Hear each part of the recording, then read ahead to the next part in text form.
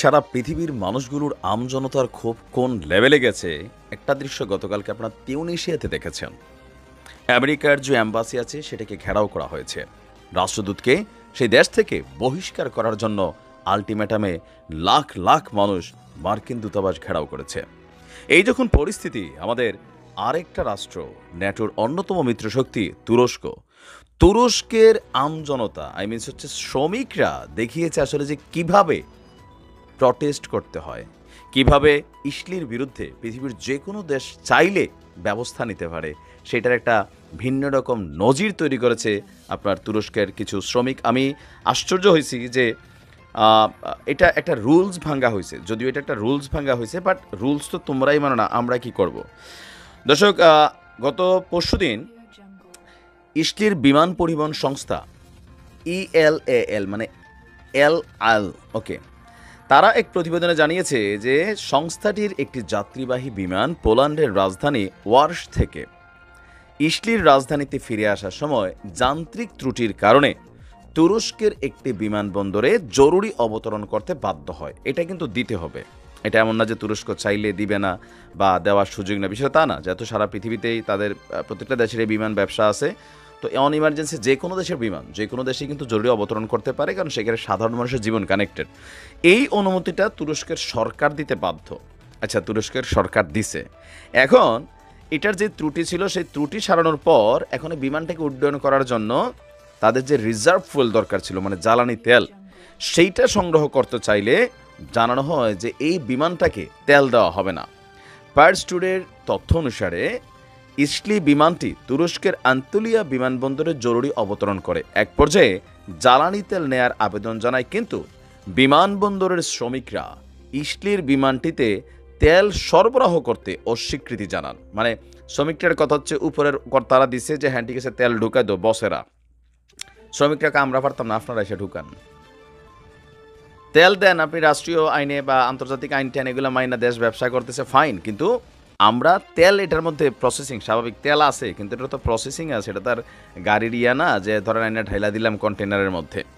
বিমান পরিবহন সংস্থাটি বলছে ইসলির তুর্কি শ্রমিকদের এই অস্বীকৃতির কারণে এই বিমানটি জ্বালানি তেল না নিয়েই এক ধরনের রিস্কের মধ্যে আকাশে উঠতে বাধ্য হয়, এবং জ্বালানি তেল গ্রহণ করার জন্য তারা পাশাপাশি রাষ্ট্র তুরস্কের পাশে গ্রিস, সেই গ্রিসে আবার অবতরণ করতে হয়। সেইখান থেকে তেল নিয়ে বিমানটি আপনার ইসলির রাজধানীর উপলক্ষে আপনার আবারও উড্ডয়ন করে।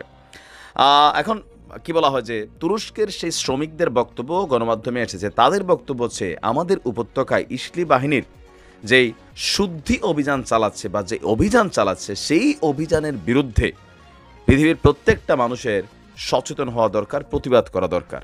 তো তারা তাদের হাতে যে ক্ষমতাটা ছিল যে হ্যাঁ ওই মুহূর্তে এই বিমানটাতে তেল ঢুকানো জরুরি ছিল, আর এটার কারণে তাদের চাকরিও যেতে পারতো, যদিও তাদের চাকরি যায় নাই কারণ এরদোয়ানের রাষ্ট্র এটা, তো এই কারণে তারা তাদের জায়গা থেকে বিমানটার মধ্যে তেল পুড়াই দেয় নাই। বলতে যে এটা হচ্ছে আমাদের ক্ষোভের বহিঃপ্রকাশ, যে আমরা কতটা অপছন্দ করি। আর এই ঘটনার নিন্দা জানিয়েছে পশ্চিমারা, কারণ এটা একটা আন্তর্জাতিক আইন ভঙ্গ হয়েছে, কারণ বিমানের বেলায় কিছু ইন্টারন্যাশনাল রুলস আছে।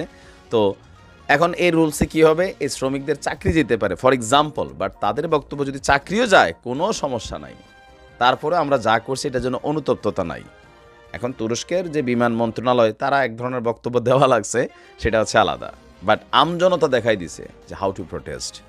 ধন্যবাদ তুরস্কের সেই শ্রমিক ভাইদেরকে। ভালো থাকুন, আসসালামু আলাইকুম। আসসালামু আলাইকুম, আমি নাইম দক্ষিণ কোরিয়া থেকে। আমি দুঃখিত ভিডিওটা একটু লেটই আপলোড হচ্ছে, তবে আজকে আপনাদেরকে এখানে একটা ভালো সংবাদই দিতে আসছি। এই মুহূর্তে লেবানন এবং ইসলির মধ্যে যেই সম্ভাব্য যুদ্ধের সকল প্রস্তুতি আমরা দেখছি, ছোটোখাটো অভিযান আমরা দেখছি, পাল্টাপাল্টি হামলাও।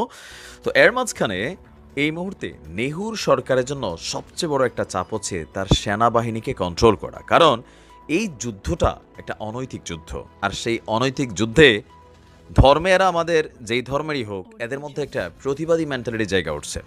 ইভেন বেশ কয়েকজন সিনিয়র যারা আছেন তারাও যখন পদত্যাগ করেছেন, তখন সাধারণ যারা সেনার সদস্য আছে, আর্মি যারা মাঠে ময়দানে যুদ্ধ করবে বীরদের বিরুদ্ধে, তাদের মধ্যে একটা ভয়ভীতি তৈরি হয়ে গেছে। মেইন ভয়ভীতিটার কারণ হচ্ছে মার্কিন গণমাধ্যমগুলো যে গোয়েন্দা প্রতিবেদন প্রকাশ করছে, সেখানে কিন্তু একটা জিনিস স্পষ্ট, এই সীমান্তের আশেপাশে মাটির অনেক গভীরে বেশ কিছু সুড়ঙ্গের অ্যাক্টিভিটিস চালানো হয়েছে। পাশাপাশি লেবানন তাদের ভান্ডারে থাকা যে সামরিক ইকুইপমেন্টগুলো আছে সেগুলো সম্পর্কে বেশ কিছু ধারণা দিচ্ছে। ইভেন একটা ভয় তারা তৈরি করতে সক্ষম হয়েছে। কোন ভয়টা? যে তাদের হাতে থাকা মেশিনারিজগুলা ইসলির যে আকাশ প্রতিরক্ষা সিস্টেম সেইটাকে ফাঁকি দিতে সক্ষম। ইভেন যেইখানে চায় সেইখানে একটা বীজ বপন করতে সক্ষম। বীজটার নাম হচ্ছে পাঠাকা বীজ। এই যখন অবস্থা, তখন সেনাবাহিনীর মধ্যে অনেকেই যারা রিজার্ভ ফোর্সে ছিল, যাদেরকে এই যুদ্ধ, যেহেতু একসাথে এখন 2টা যুদ্ধ চলছে, তো রিজার্ভ ফোর্সদের একটা বড় অংশ, এই যে প্রধানমন্ত্রী কি বলে যে সাদা চুলের যে আছে, সে সিদ্ধান্ত নিয়েছিল যে রিজার্ভ ফোর্সের একটা অংশ যাবে কোথায়? লেবানন সীমান্তে। কিন্তু রিজার্ভ ফোর্সের অনেক সদস্যরা তারা সেনাবাহিনী থেকে স্বেচ্ছায় অবসর নেওয়ার জন্য সিদ্ধান্ত নিয়েছেন, পাশাপাশি এই যুদ্ধে অংশগ্রহণ না করারও সিদ্ধান্ত নিয়েছেন। এই যখন অবস্থা, তখন কি বলা হয় যে আরও 10,000 সেনা চেয়েছে নেহু। কার কাছে? সেনাবাহিনীর কাছে। কেন? যে লেবানন সীমান্ত প্লাস ওই যে সেই সীমান্তে যুদ্ধ করার জন্য যে সেনারা গিয়েছে, এদের মধ্যে অধিকাংশই আহত, অনেকেই আবার দীর্ঘদিন যুদ্ধ করার পর তারা ব্যারাকে ফিরে আসছে। সো নতুন সেনা রিসাইক্লিং করে সেইখানে আবার পাঠাইতে হবে। এখন এই পাঠানোর জন্য যে সেনাদের যাওয়া দরকার, এরা যাচ্ছে না। এমনকি ইসলির গণমাধ্যমগুলো বলছে অনেক সেনা আপনার যুদ্ধের ময়দান থেকে যুদ্ধ ছেড়ে পালিয়ে গেছে। তারা বলছে যে ওই যে সেখানের চোরাবালিতে আটকে গেছে এই যুদ্ধ। ইভেন যুদ্ধের জন্য অনতি বিলম্বে হাজার হাজার সেনা প্রয়োজন। এই কথাগুলো কারা বলছে? যুদ্ধক্ষেত্রে থাকা যারা সামরিক কমান্ডার আছেন, তারা সরকারের কাছে বার্তা পাঠাচ্ছেন অথবা মন্ত্রণালয়কে বার্তা পাঠাচ্ছেন। এক বিবৃতিতে ইসলির যে যুদ্ধমন্ত্রী আছে ইয়োভ গ্যাল্যান্ড, বলা হচ্ছে ওই যে সেইখানে এবং লেবাননের উত্তর সীমান্তে যুদ্ধ করার জন্য নতুন করে আরও 10,000 সেনা প্রেরণ প্রয়োজন।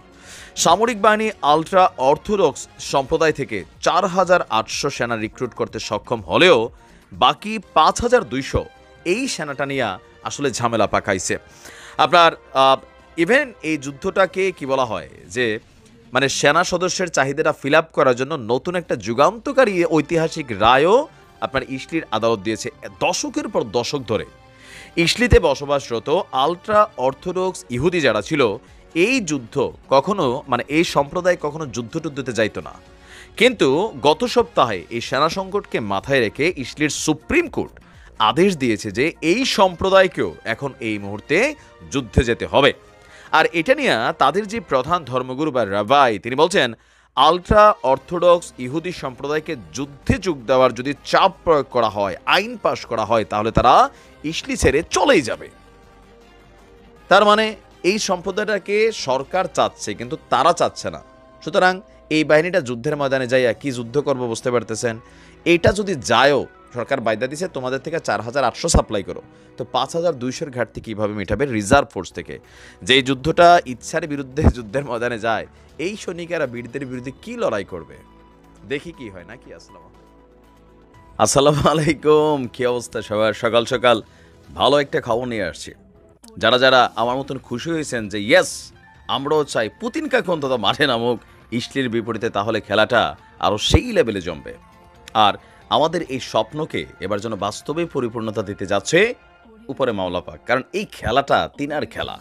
তবে আমার মনে হয় না যে কি বলা হয় যে ইসলি পুতিনের এই ধমকের পর এই সাহসটা করবে। যদি করে তাহলে পুতিন কিন্তু খেলবে, কারণ কাকু বড় খেলোয়াড়। ঘটনা কি দেখেন, ব্রিটিশ দৈনিক ফিনান্সিয়াল টাইমস তারা একটা চাঞ্চল্যকর প্রতিবেদন প্রকাশ করেছে।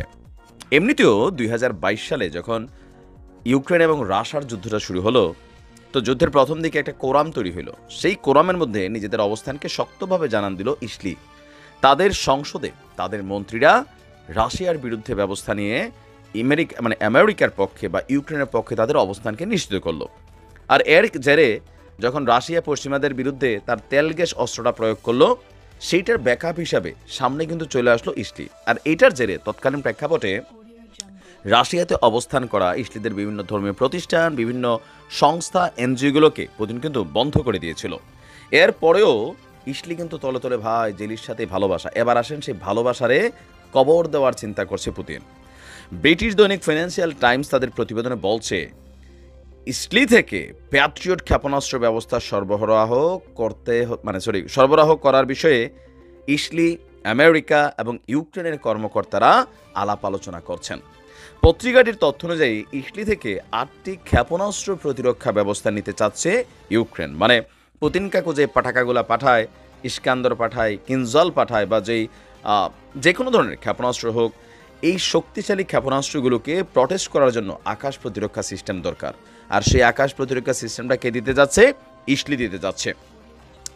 আপনার ইউক্রেনকে প্যাট্রিয়ট ক্ষেপণাস্ত্র ব্যবস্থা যদি সরবরাহ করে, তাহলে ইসলি এবং রাশিয়ার মধ্যে সম্পর্কের যে ন্যূনতম অবস্থান আছে সেইটা থেকেও বের হয়ে আসবে রাশিয়া, এমনটাই পাল্টা প্রতিক্রিয়ায় বলছে রুশ প্রতিরক্ষা মন্ত্রণালয়। বলা হচ্ছে যে আমি বিশ্বাস করি আপনার এই পদক্ষেপের নিশ্চিত কিছু রাজনৈতিক এবং সামরিক পরিণতি অপেক্ষা করছে। রাশিয়া বর্তমানে জাতিসংঘ নিরাপত্তা পরিষদের সভাপতির দায়িত্ব পালন করছে। রুশ কূটনীতিকরা বলছেন ইউক্রেনকে যে অস্ত্রই দেওয়া হোক না কেন তা শেষ পরিণতিতে ধ্বংস করা হবে। যেভাবে মার্কিন এবং পশ্চিমা অস্ত্রগুলোকে রাশিয়া ধ্বংস করেছে, এটারও ধ্বংস অনিবার্য। ইউক্রেনকে যদি প্যাট্রিয়ট সরবরাহ করে, তাহলে আপনার ইসলির বিরুদ্ধেই রাশিয়া তার অভিযান শুরু করবে। পাল্টা ধমক দেওয়া হয়েছে কঠিনভাবে। রাশিয়া বলছে যে লড়াইটা রাশিয়া এবং ইউক্রেনের মধ্যে। আর এই মুহূর্তে রাশিয়া পশ্চিমাদের বিরুদ্ধে বা ন্যাটোর বিরুদ্ধে একটা কোল্ড ওয়ারে লিপ্ত আছে। আর সেখানে রাশিয়ার বিরুদ্ধে যারাই ইউক্রেনকে যে কোনো ধরনের অস্ত্র সহযোগিতা অথবা গোয়েন্দা তথ্য বা যে কোনো সামরিক অ্যাক্টিভিটিস চালাবে, সেই দেশকে রাশিয়া তাদের অবন্ধুসুলভ রাষ্ট্রে আপনার খাতার মধ্যে নোট করবে। আর পাশাপাশি তাদের বিরুদ্ধে শক্ত অবস্থান নেবে, হোক সেটা সামরিক, হোক সেটা বেসামরিক বা কূটনৈতিক, বা সামহাও পুতিনের বিভিন্ন এজেন্টরা এখন পৃথিবীর অনেক দেশে আছে, তো সেই জায়গা থেকে হয়তো ইসলির বিরুদ্ধে ব্যবস্থা নেবে। যদিও এই ব্যাপারে ইসলি তাদের কোনো অবস্থান এখনও প্রকাশ করেনি যে রাশিয়া যা বলছে তারা আসলে কী করবে। এটা কঠিন পরীক্ষায়। তবে আমি চাই ইসলি ইউক্রেনের প্যাট্রিয়ট ক্ষেপণাস্ত্র দিয়ে দেয়, কারণ পুতিন এগুলো উড়াইতে পারবে। বাট আমাদের লাভটা হবে কোনটা? যে ইসলি এবং পুতিনের মধ্যে একটা দাগ উড়াল সম্পর্কটা আবার প্রকাশ্যে আসবে, তারপরে খেলা হবে।